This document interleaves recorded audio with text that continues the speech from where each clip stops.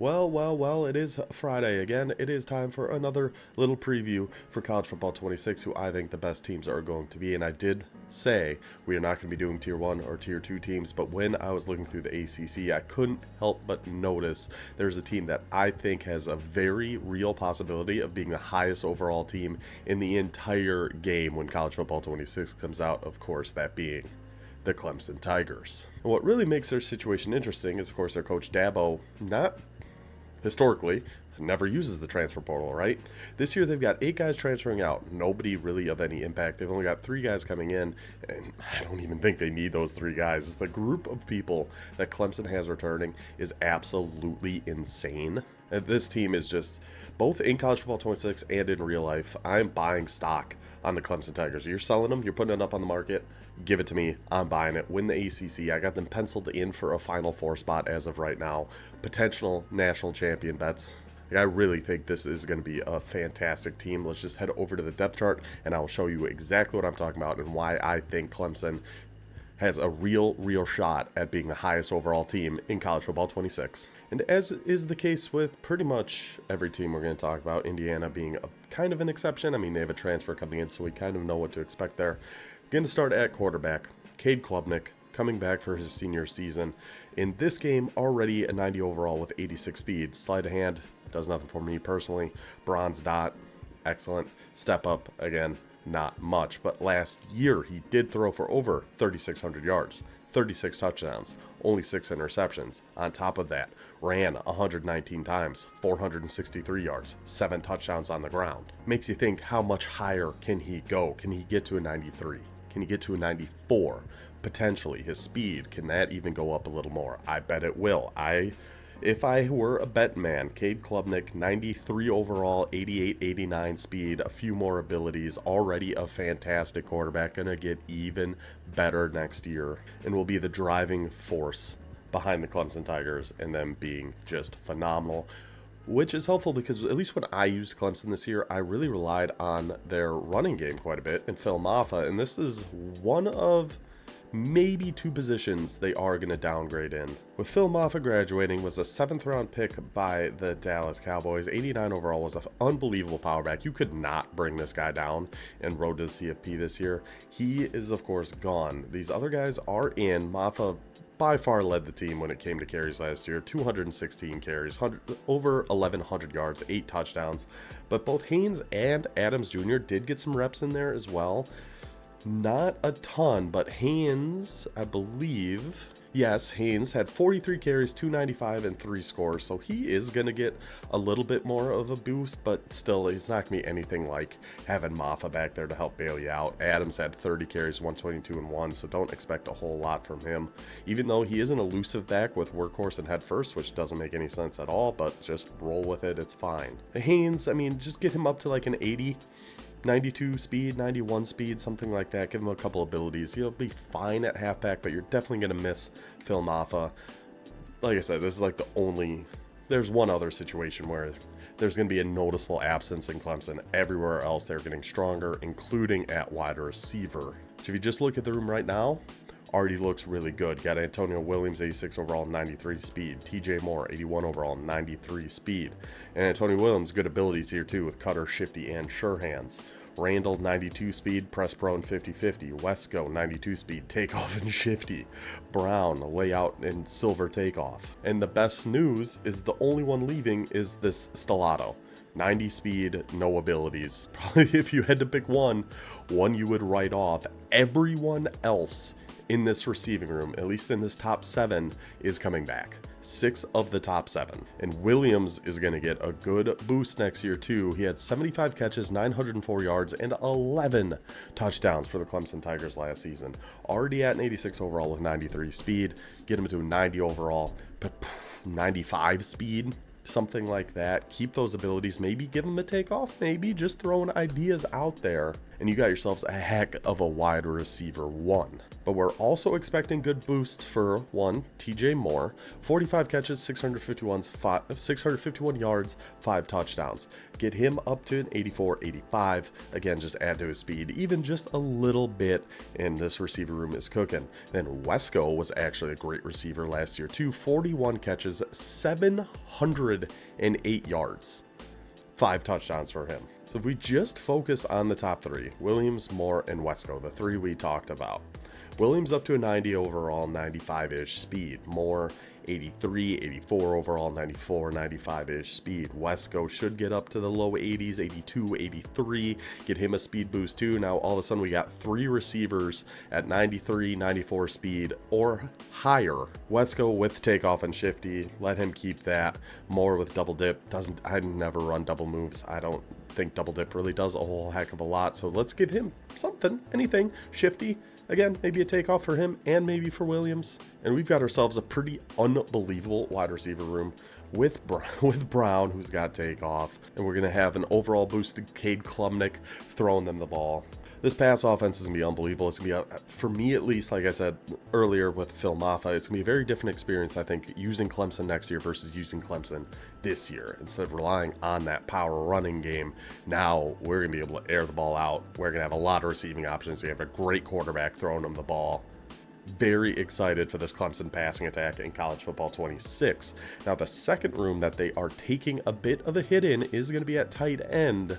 With those receivers, hopefully they will cover up this hole, but with Brenningstool leaving, and there's really no one behind him that's jumping out, this is probably going to be your best bet. He's 75 overall, 82 speed. No other tight end on the team outside of Brenningstool even had double-digit catches last year, while Brenningstool had 49 for 530 and 7. So this is going to be a pretty massive hole, because I feel like Maffa, we're going to miss Maffa, but not as much as we're going to miss Brenningstool. And I also did forget to mention at wide receiver was one of the 3 transfers that they do have coming in from Southeast Missouri State, so obviously not in this game. Tristan Smith had 76 catches, 934 yards, and 6 touchdowns last season. So it'll be interesting to see what overall they end up putting him at, but the wide receiver room's insane without him anyway. But now we add in somebody who had almost 1,000 yards last year as well. But yeah, tight end, I think you're going to be relying, it's probably going to be Christian's going to be your guy, assuming they keep him at 82 speed,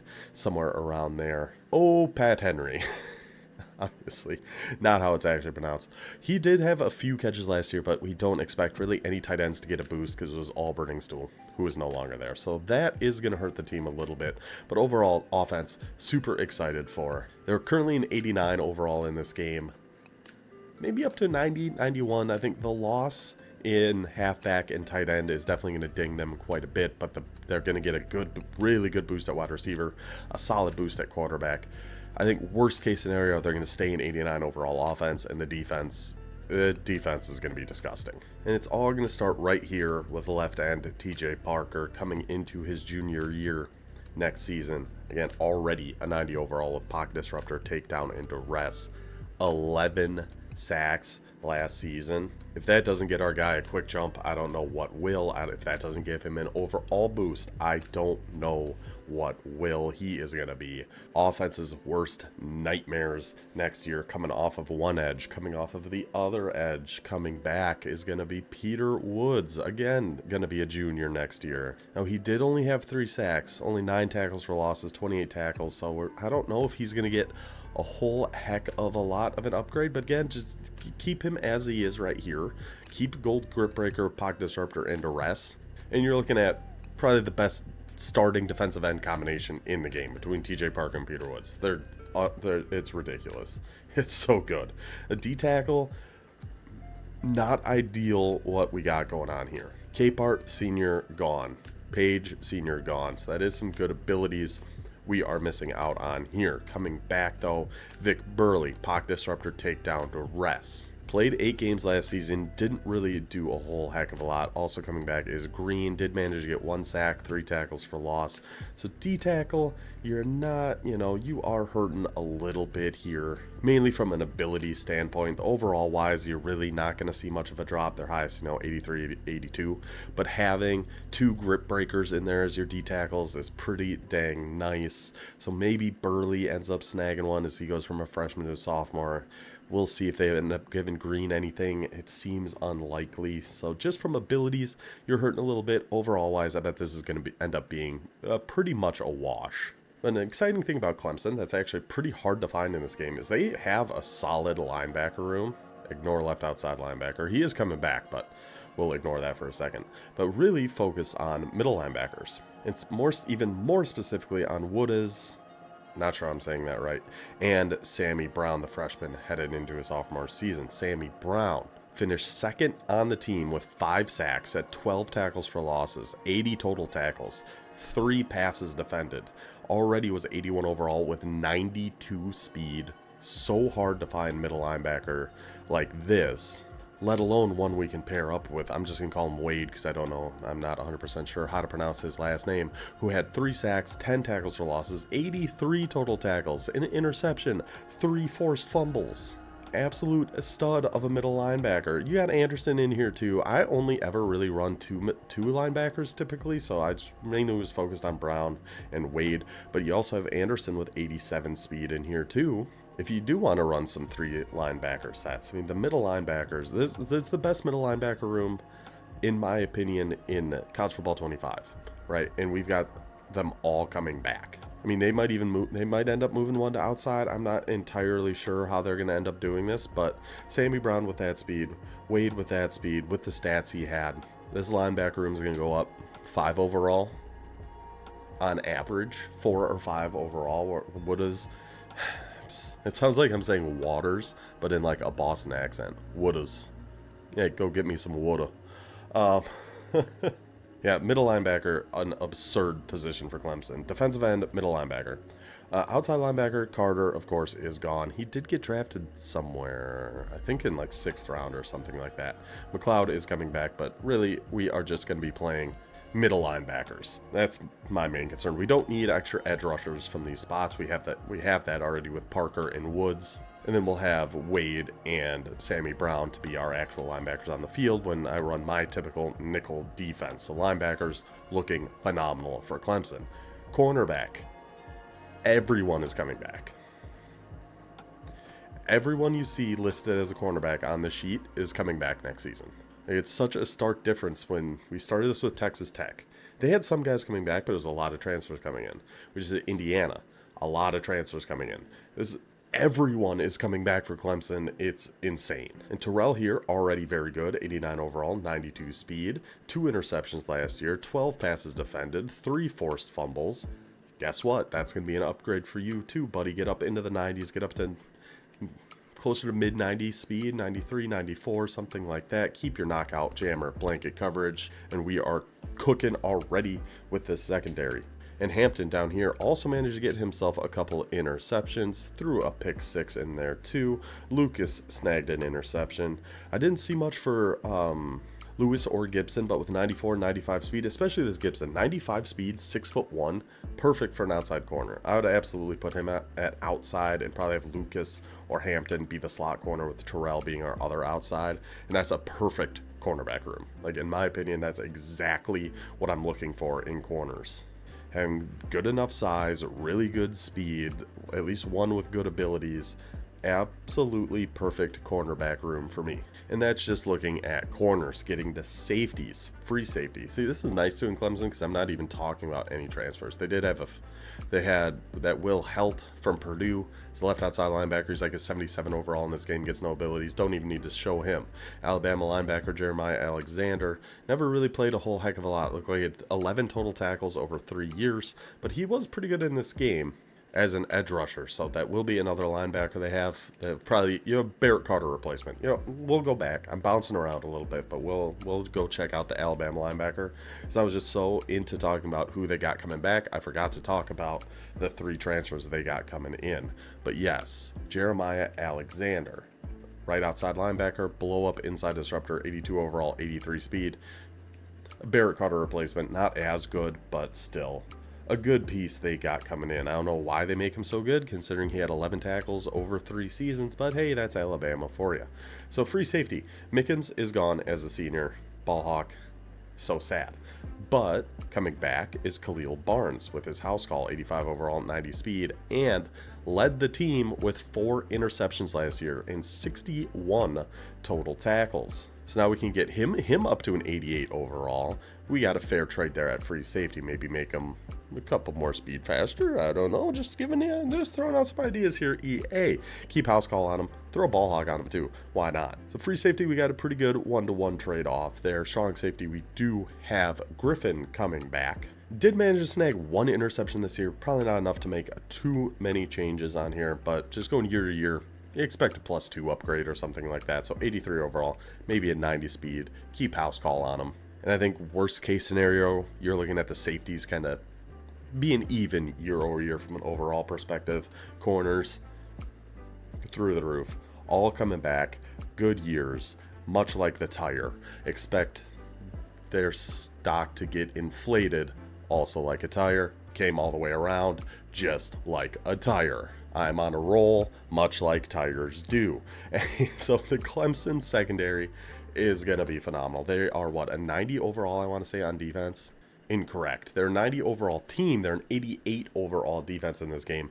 That's going up to 91, 92. Those defensive ends are both going to get upgraded. You're losing a little bit at D-tackle, not a whole lot. Your best linebackers, your middle linebackers, those top 3, all coming back, all had great years, especially Sammy Brown, especially Wade.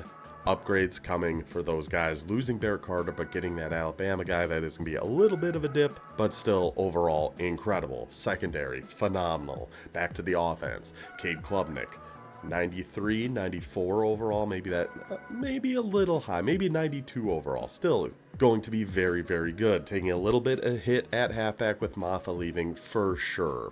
100% that is going to hurt him, but the wide receiver room is taking a big step forward. Like you said, they're only losing the one guy, Stellato, the one guy with 90 speed with no abilities, going to Kentucky. Not going to miss him at all. Sorry, Stellato. The wide receiver room is going to be insane. Losing the tight end is probably the biggest loss we're going to feel year over year for Clemson. That 89 overall tight end, good speed, good abilities, it's gonna hurt, but we do have an 82 speed that at least we'll be able to play. It's just gonna hurt the overall of the team quite a bit. So how high can Clemson get overall wise? So the highest team in college football, the highest overall team in college football 25, the Georgia Bulldogs sit at a 96. We have Ohio State and I think Alabama are 95s. I think that's it. I expect Clemson to be right up by there. I think they could get to 94. They could get to 95. With all this talent they have coming back, they should for sure be a tier 1 team next year. So in a way, they kind of fit the mold of this series. They're jumping up a tier. That's kind of what we're looking for. And I truly think Clemson is going to be one of the best teams in college football 26. I think they're going to be one of the best teams in regular college football next year. I think week 1, their game against LSU, they are going to smoke the Tigers. But I'll also tell you right now, after that game, I'm going to put a future on LSU to win the national title because they might be coming up here too. They are going to be really, really good. But given it's week 1 against a team like Clemson with all the continuity that they're going to have on the other side of Brian Kelly, who always struggles in week 1 games, I think Clemson's going to come out, make a statement early, run through the ACC, get themselves a bye in the playoffs, get at least to the Final Four, potentially your national champions next year. I got high hopes for Clemson. This is 100% going to come back and bite me, but I'm putting my flag in the ground, my stake in the grass, whatever metaphor you want to give it. Give me the Clemson Tigers in the upcoming 2025 season. So that is it. Going to be it for this preview. The ACC, the Clemson Tigers. I'm going to try to bounce around conferences a little bit going forward. There's 6 SEC teams I could talk about. We will talk about a few of them. LSU, probably South Carolina. There's a couple. But I do hope you guys enjoyed this little deep dive into Clemson Tigers. I will see you next time. Until then, take it easy.